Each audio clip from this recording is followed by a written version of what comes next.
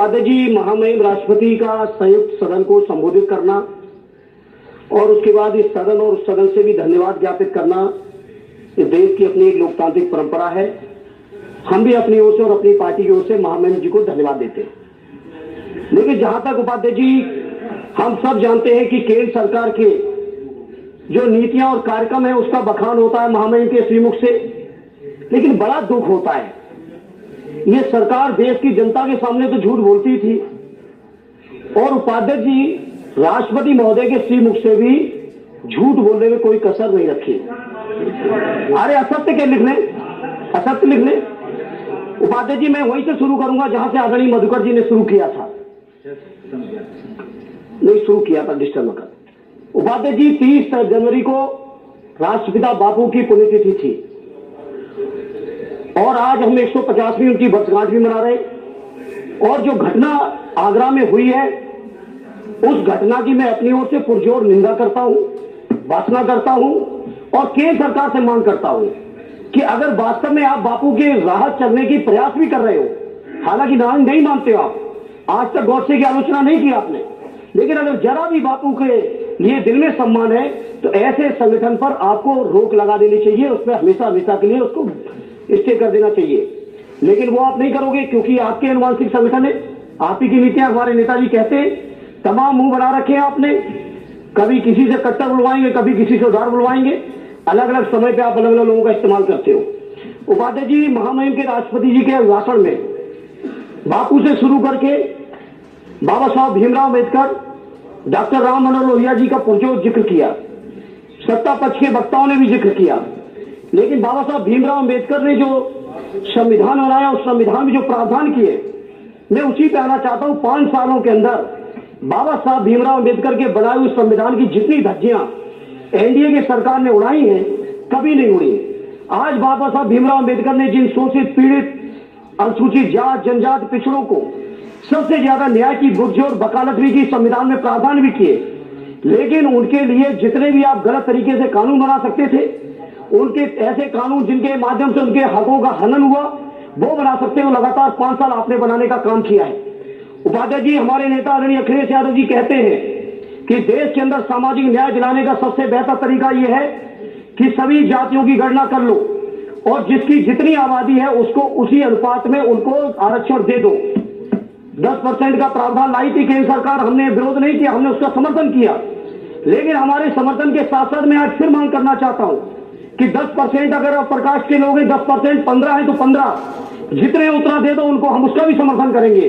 लेकिन बचा हुआ जो 85% है वो एससी, बीसी, माइनॉरिटी, एसटी और ओबीसी के लोगों को उनके संख्या के अनुपात में उनका हक और अधिकार दे दो।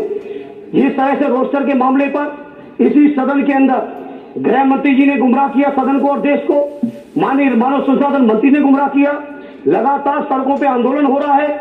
पिछले सत्र में ही उन्होंने वादा किया था कि हम नया बिल लाएंगे और ये आखिरी सत्र भी खत्म होने पर है, लेकिन केंद्र सरकार उस बिल के लिए कोई काम नहीं कर रही है। इसलिए उपाध्याय जी, मेरी मांग है कि सबसे पहले पूरी जाति जनगणना सार्वजनिक हो, जिस तरह से रोस्टर की जो पुरानी प्रणाली थी वो शुरू हो और रोस्टर की ना हो।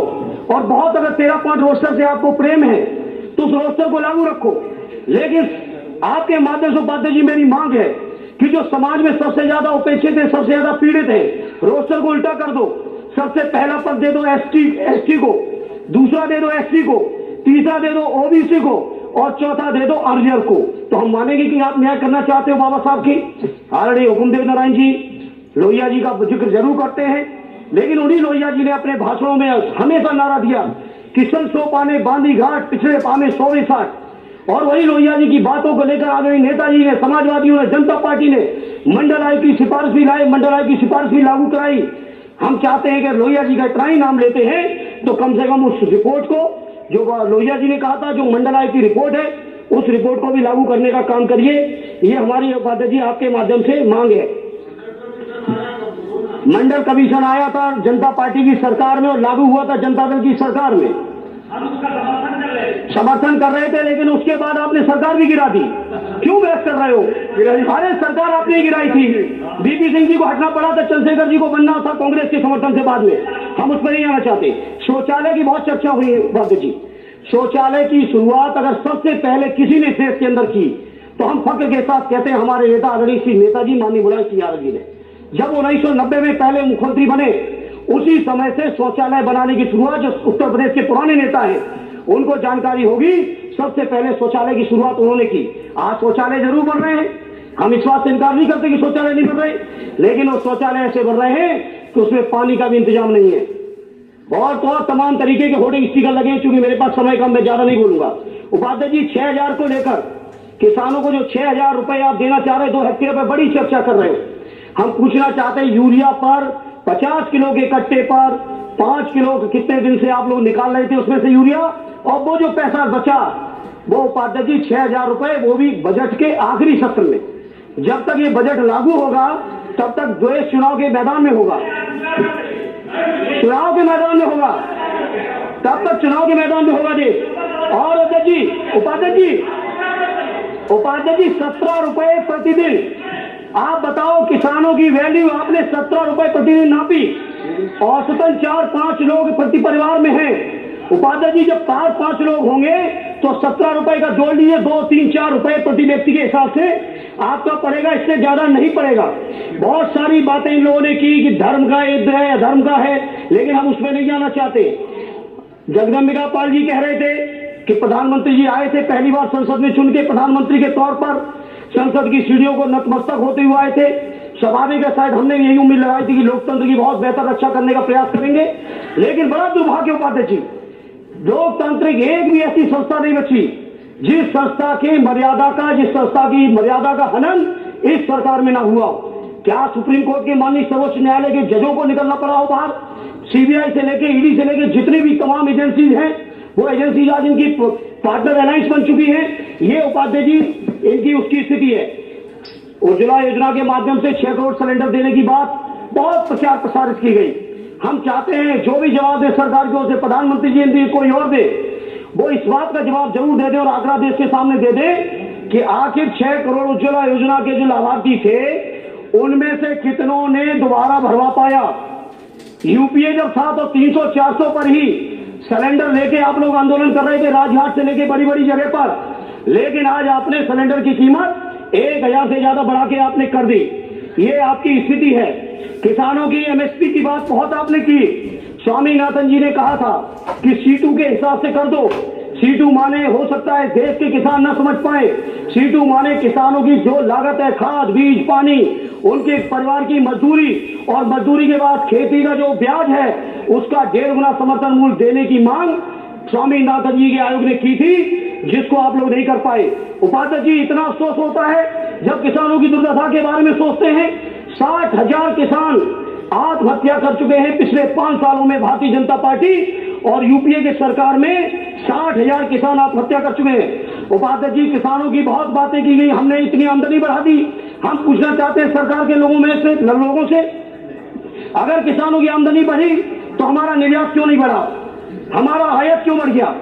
आज खेती व्यवसाय में आयात बढ़ रहा है। चुनाव में जरूर कहते हो कि अमुक पार्टी जीत जाएगी तो पाकिस्तान में पटाखे चलेंगे। हम केंद्र की सरकार में बैठे लोगों से पूछना चाहते हैं, हमारे उत्तर प्रदेश और हिंदुस्तान के किसानों का आज भुगतान नहीं हो रहा है और पाकिस्तान से चीनी आप आयात कर रहे हो।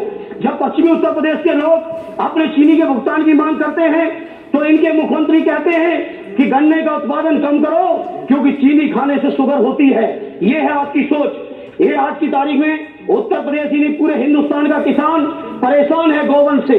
अगर आपको गौवंश की रक्षा की इतनी चिंता थी तो क्यों नहीं भारत सरकार ने 5 साल में, क्यों नहीं उत्तर प्रदेश सरकार ने 2 सालों में गौवंश की रक्षा के लिए आपने अलग से बजट का एलोकेशन क्यों नहीं किया? क्यों नहीं नए गौशाले बनवाए? उसके लिए तो बजट आपने नहीं दिया। आज प्रधानों के ऊपर दबाव बनाना चाहते हो, आप और तरीके के लोगों के ऊपर दबाव बनाना चाहते हो। इसलिए उपाध्याय जी, मैं आज इस मौके पर कहना चाहता हूं, बहुत SC BC माइनॉरिटी की बात की गई, हुकुमदेव जी ने बहुत बातें की, हमें इनकार नहीं। प्रधानमंत्री जी पिछली याद से होंगे, जरूर होंगे, लेकिन प्रधानमंत्री जी जिन लोगों से घिरे हैं वो लोग पिछड़ा विरोधी है।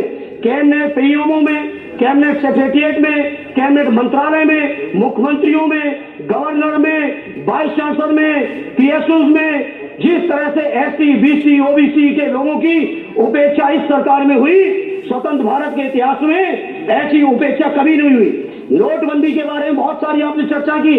उपाध्याय जी, मैं आपके माध्यम से सरकार से कहना चाहता हूं, आखिर अगर 1000 के नोटबंदी से अगर काला धन था, क्योंकि वो नोट बड़ा था, Upadhyay ji please, Upadhyay ji 2 minute, Upadhyay ji 2 minute, अगर 1000 के नोट से काला धन हो रहा था, 2000 नोट के कौन से तर्क ऐसा रहा कि काला धन नहीं रहा?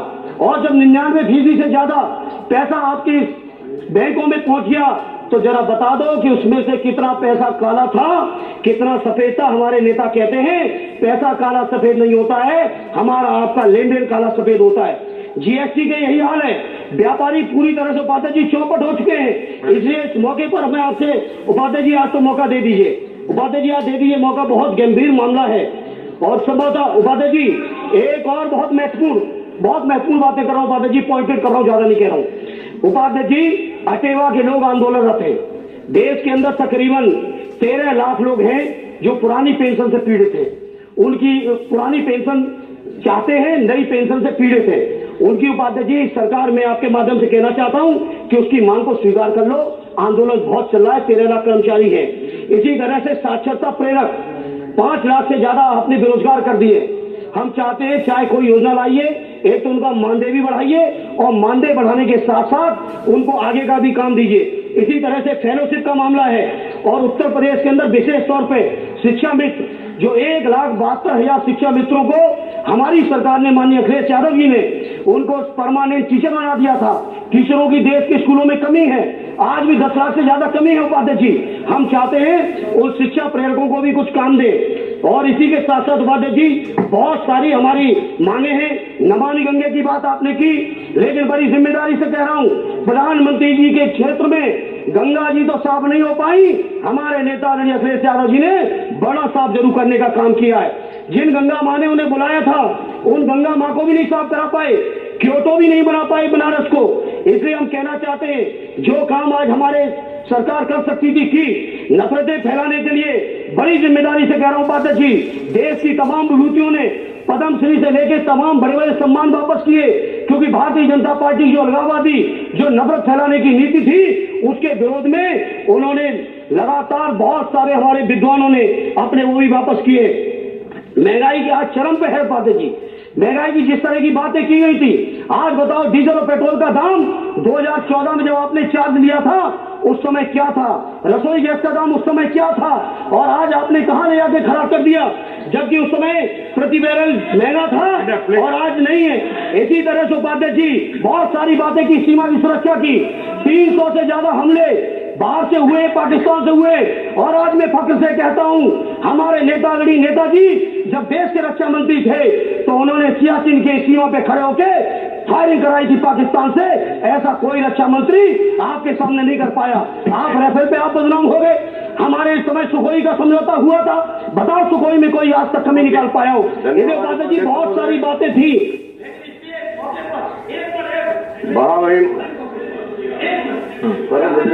आपको उपाध्याय जी, इसलिए मैं कहना चाहता हूं, इस सरकार ने पिछले 5 सालों में जिस तरह से जनता को ठगा है, छला है, धोखा दिया है, जुमले दिए हैं, बेरोजगारी के नाम पर पकौड़ा बिकवाया है, ऐसी सरकार को चुनाव आने के बाद इस देश का जनमानस उखाड़ फेंकने का काम करेगा। बहुत बहुत धन्यवाद।